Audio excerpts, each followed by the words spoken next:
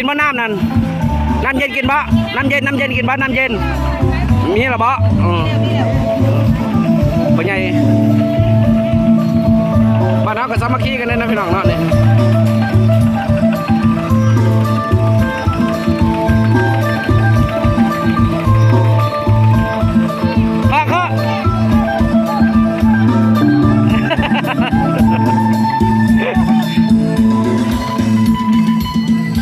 ธรรมดารถแห่บ่ธรรมดานะพี่น้องเลย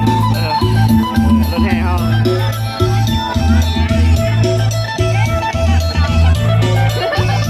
ตีบอกแรงมาบอกเช่เอาบังเด้อในเฟซเด้อกันบังเด้อในเฟซเดี๋ยวแชร์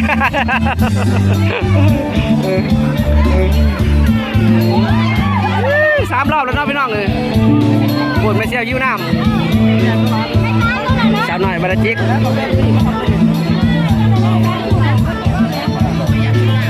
เอามากินไหม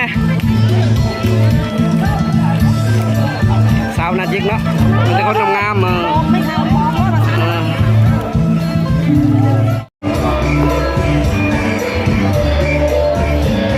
นี่ก็บรรยากาศเนาะโบสถ์บรรณาจิกเนี่ยเนาะคนแห่กันอยู่อันนี้ก็คือลูกชายเนาะลูกดิ๊กอันนี้ก็คือลูกชายลูกดิ๊กเนาะอันนี้ก็โบสถ์กำลังฉากนะพี่น้องปีหน้าคือจะได้แบบเฮ็ดบุญฉลองซิมนะเนี่ยใกล้สิแล้วแหละเรือบลายปันไดเนาะพี่น้องไปอยากโมอยากทานก็บอกได้เด้อพี่น้องเด้อ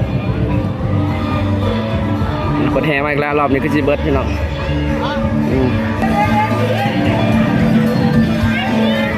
ลูกเช้าขอกระชิชุกแล้วหลังจากแห่แล้วเนาะพี่น้องหลังจากคนแห่แล้วคนกะเช้ามาทอดนะเรา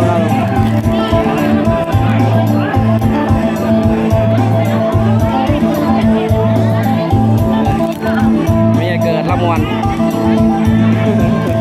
ไม่ใหญ่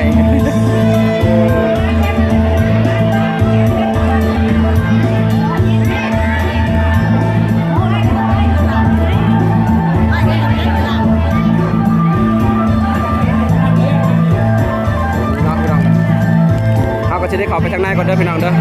เบิ่งบรรยากาศเลยบริยินแล้วเนาะไม่บอกไม่จะเอาพิษไหมไปเมื่อบ้านจ้ะอารุตีของเราก่อนดื้อมาถวายปลาก่อนน้ำมูลหลังจากปล่อยพระหับชิ้นนะหับพอดแล้วพี่น้อง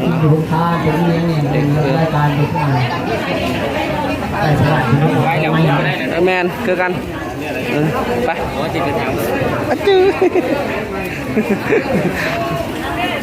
เอาไว้แล้วก็สิได้เมื่อเลยเนาะพี่น้องเบิ่งบรรยากาศ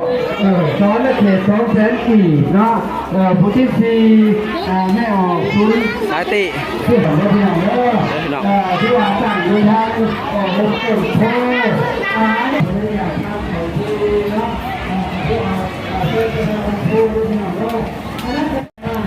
จบพิธีแล้วก็สิได้อำลาพระจากนะพี่น้องขอบใจที่เข้ามาชมเนาะขอบคุณนะ